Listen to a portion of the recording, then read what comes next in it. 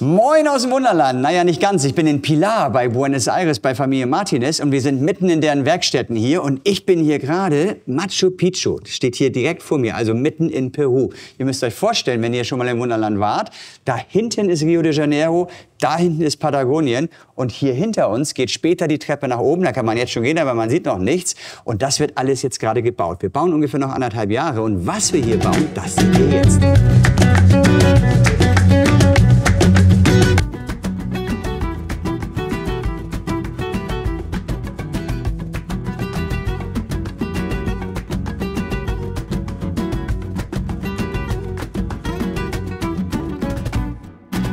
Warum bin ich hier eigentlich in Pilar? Viele wissen das vielleicht noch gar nicht, dass wir mit einer Familie in Südamerika zusammen gerade bauen. Die haben wir vor 7 Jahren kennengelernt in New York bei einer Eröffnung, einer, ich sag mal so, Kopie vom Wunderland. Und ich habe mir das alles angeschaut. Ich fand das alles doof, fand es eigentlich ganz gut, dass es doof war, aber bis auf eine einzige Ecke. Die hat Familie Martinez gebaut. Ich habe mich verliebt in diesen kleinen Südamerika-Abschnitt. Und dann kam die um die Ecke, die Familie. Wir haben uns den ganzen Abend unterhalten. Das hat so gematcht. Das war so schön. Wir haben uns so toll über die Entstehungsgeschichte unterhalten, dass Sebastian, mein Bruder und ich auf dem Rückflug nach Deutschland überlegt haben, warum bauen wir eigentlich England als nächstes? Lass uns doch Südamerika mit denen zusammenbauen. Ein ganz authentisches Südamerika. Also Südamerika bauen zusammen mit einer deutschen Mannschaft Südamerika, damit das sozusagen das Klischee aus deutscher Sicht bedient, aber auch für einen Südamerikaner richtig toll aussieht. Und da haben wir schon Rio de Janeiro fertig und Patagonien fertig und das ist beides wunderbar geworden. Und bauen jetzt an unserem dritten gemeinsamen Projekt den Regenwald. Und da ist es uns ganz wichtig, wir wollen zusammenbauen. Es soll nicht eine Auftragsarbeit oder so sein. Das heißt, Axel ist zum Beispiel gerade hier und baut am Car-System was und so. Und dieses gemeinsame Arbeiten ist so wichtig und das spürt man an jeder Faser dieses Modells. Ja, das Besondere an dieser Strecke ist, dass wir wirklich versucht haben, richtig Matsch darzustellen. Und das bedeutet, das Fahrzeug oder die Fahrzeuge sollen sich hier richtig durchkämpfen. Und das haben wir vorher noch nie gebaut. Bei uns waren es immer glatte, ebene Straßen, vielleicht mal eine Steigung oder es ging mal ein bisschen bergab. Aber so etwas, was wir hier haben, haben wir vorher nie gebaut. Haben also überhaupt keine Erfahrung gehabt. Das heißt, ich musste da quasi von null beginnen. Und es war wirklich Try and Error. Immer wieder mal Positionen verändern, vielleicht mal eine Stelle nachbearbeiten und so weiter. Und ich persönlich bin von dem Ergebnis echt begeistert, weil es sieht einfach spektakulär aus. Und ich hoffe sehr, dass ihr da draußen später euch das bei uns im Wunderland anguckt und sagt, richtig geil geworden. Kannst du mich gerne jederzeit ansprechen und dann... Wie kommst du mit der Landstrecke voran, Axel?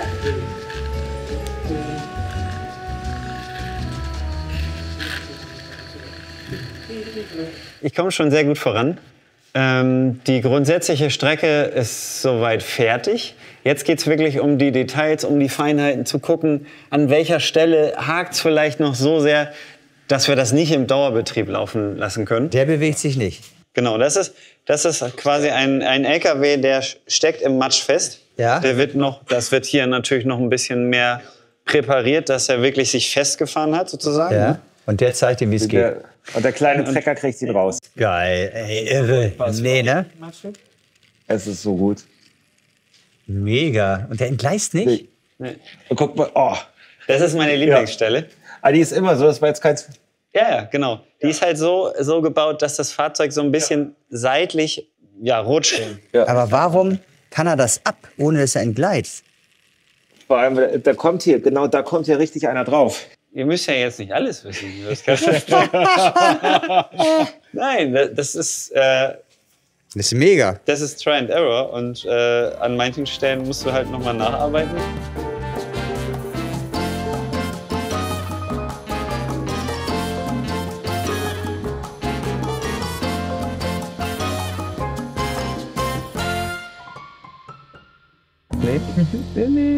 Da. Scheiße. Das ist für mich der beste Beweis dafür, dass es zusammen funktioniert. Axel ist hier, baut ein Car-System zusammen mit Lucia. Die können sich kaum verständigen in ihrer Sprache. Die machen das mit einer Übersetzungs-App oder sie bauen einfach mit Handsprache und so. Das ist das, wovon ich immer geträumt habe, dass dieses Modell wirklich zusammen entsteht.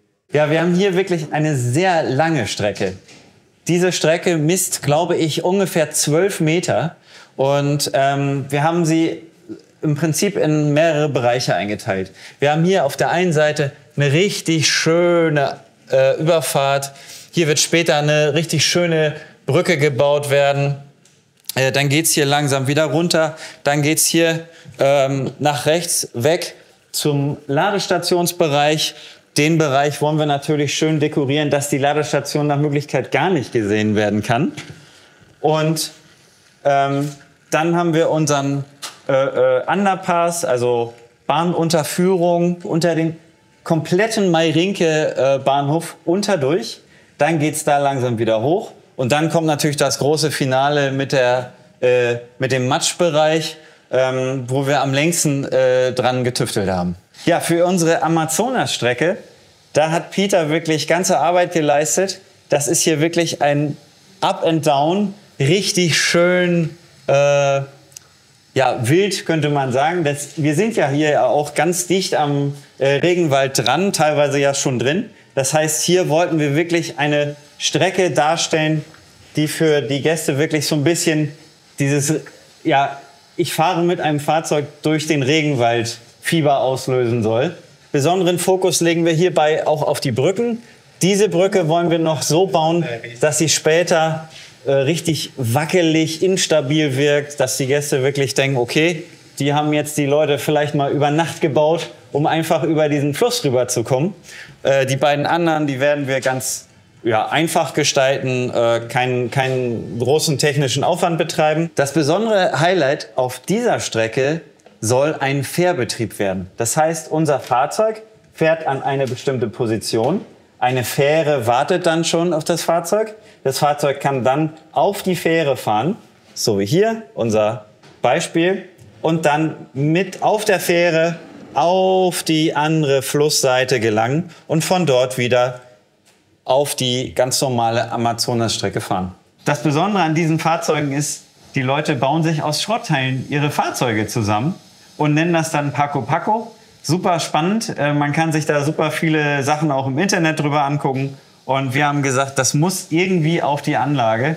Und dafür haben wir sogar eine extra Strecke dann gebaut. Die Idee ist, eine Werkstatt hier zu integrieren in diese Strecke. Das heißt, das Paco Paco Fahrzeug, von dem wir schon Prototypen gebaut haben, fährt in die Werkstatt hinein. Dann passiert da eine Menge, da gibt's Blitz und Donner und was weiß ich nicht alles. Und dann fährt's nach einer bestimmten Zeit wieder aus dieser Werkstatt heraus und fährt dann einen einfachen Kurs, einen einfachen Rundkurs und später wieder in die Werkstatt hinein. Das ist erstmal die Grundidee. Und dann geht's natürlich darum, um dieses Gebäude herum ganz viel Szenerie zu bauen. Ganz viele Situationen. Da ist einer am Flexen, da ist einer, ich weiß nicht, was da so alles passiert. Das entsteht ja dann in diesem Prozess des Baus. Und dann nehmen wir das Gebäude und stellen es etwas schräg direkt an die Anlagenkante und schneiden es hier ein und setzen eine Plexischeibe ein, sodass die Gäste einen richtig schönen Blick in das Gebäude haben. Dass sie wirklich sehen können, was passiert da alles. Da wird an Teilen geschraubt, da wird geflext und was weiß ich nicht alles. Und ich denke, das wird auch nochmal ein richtig schönes Highlight. Und wir haben uns hierfür auch noch eine spezielle Ladestation ausgedacht. Die werdet ihr dann ein andermal sehen. Das ist jetzt natürlich noch nicht die originale Geschwindigkeit. Oh, okay, yeah. Er ist viel zu schnell. Aber wir lassen ihn mal fahren. Oh, what's wrong? I think it's perfect. Ich habe ein bisschen Angst, aber es sieht schon gut aus. The guy knows what he's doing. Don't worry. Ja. Ja, cool. Very nice. It's awesome.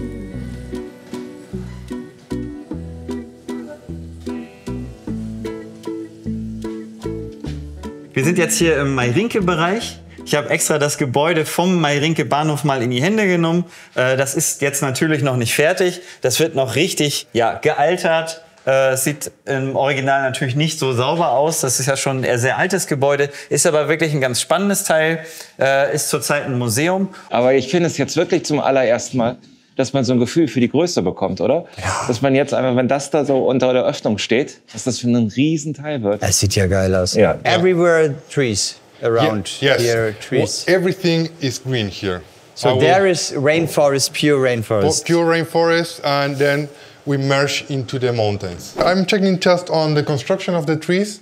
As you know, we have to build some of them, and I just want to make sure that each tree has the quality that it requires for the Wonderland. I would say that the most challenging is the creation of a realistic rainforest.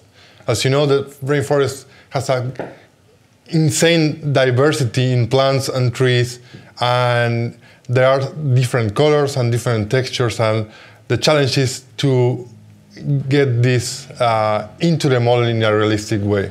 For the main part, what we will call the forest roof, we are thinking about 24,000 trees. Besides that, we have extra trees that will be special first meter trees with different details, and of course, then you have plants and bushes and so on. This is an eucalyptus, and what we try to do for the first meter is to create a species that we can recognize. This is a challenge because you need to get the right textures, you get the right colors. The leaves are different for every species, so yeah, we try to get into these details at least for the first meter. Ich bin total fasziniert von diesen Bäumen. Die sind komplett mit der Hand gemacht und wir stehen hier draußen extra deswegen, weil da steht auch ein Eukalyptusbaum und das sieht so ähnlich aus, diese ganze glatte Oberfläche und so. Und man kann sich das gar nicht vorstellen, wie lange man an diesem Baum sitzt. Deswegen arbeiten auch ganz viele Leute gerade im Team an diesen Bäumen, weil in einem Regenwald haben wir davon Tausende. Also das wird schon noch spannend, wie das dann als Komposition zusammen aussieht. Das ist ja unglaublich spannend für uns. Normalerweise bauen wir einen Bauabschnitt. Jetzt bauen wir gerade eigentlich 3 Abschnitte gleichzeitig. Wir bauen in Hamburg die Atacama-Wüste als einen Abschnitt. Wir bauen die Anden, sozusagen die Verbindung, und hier den Regenwald. Das heißt, ein paar Leute von uns sind auch immer hier. Das ist eigentlich ein Märchen, weil es ist so grandios, dass man so viele Sachen gleichzeitig entwickelt. Aber es ist auch ganz schön Stress. Welche Baustelle bin ich jetzt gerade? In welche Richtung muss ich denken? Wie sieht die Landschaft da so aus und so? Und da bin ich ganz gespannt, wenn diese 3 Bauabschnitte zusammenwachsen, ob es wirklich nach einer Einheit aussieht. Wenn man hier so ankommt, dann guckt man ja auch mal kritisch. Ich freue mich wahnsinnig über die Entwicklungsschritte. Es sieht toll aus da hinten, Amazonas, das wird ein absolutes Highlight. Aber man guckt natürlich auch, geht das mit echtem Wasser beim Wasserfall? Iguazu, die berühmten Wasserfälle, da soll echtes Wasser sein und so. Und die haben mir schon einiges gezeigt, so gerade an technischen Ideen, die sie haben. Und das sieht echt cool aus. Man kann Wasser nicht schrumpfen. In 1,87 Wasser bleibt Wasser. Aber die haben das echt gut gelöst. Aber kann das im Dauerbetrieb funktionieren? So, da bin ich noch ein bisschen skeptisch. Und das sind natürlich auch Gedanken, die man mit nach Hause nimmt. Ne? Man hat hier ganz tolle Ideen, die man sieht. Man hat sozusagen das Leckerli bekommen.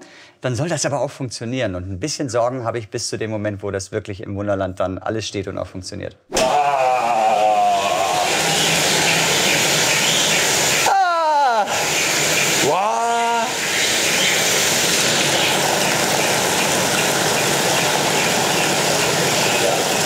It's great with the dust.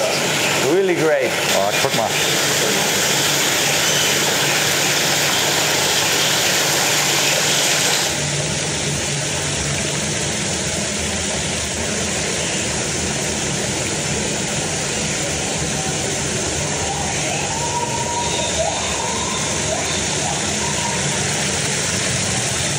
Also am Ende wird, glaube ich, gerade die Nacht eine riesengroße Herausforderung.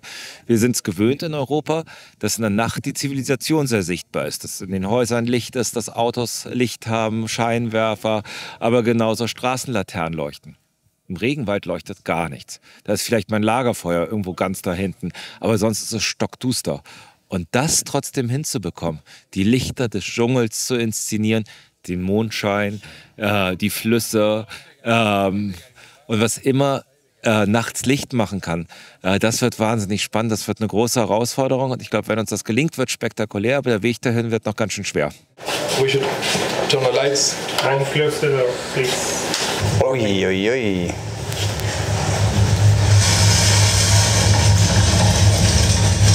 Geil.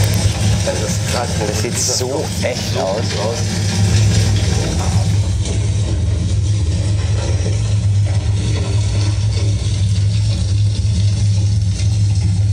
This is water-based. It's water-based. That is just water. That is water-based. Das wird einfach so gigantisch, was da entsteht. Ihr müsst euch vorstellen, hier kommt Iguazu mit dem echten Wasserfall hin. Da hinten das Feuer, Regenwald, Anden, Machu Picchu. Das wird ein wunderbarer Abschnitt. Ich persönlich bin seit 2 Monaten jetzt zurück aus Pilar. Ich kann es gar nicht erwarten, irgendwann demnächst mal wieder hinzufahren. Unser Team ist gerne da. Das Zusammenbauen bringt so einen Spaß. Gleichzeitig bauen wir die Atacama-Wüste. Es ist mal wieder eine spannende Zeit. Hier in Hamburg scheint gerade die Sonne. Ich weiß, in Restdeutschland ist es auch ein bisschen regnerisch.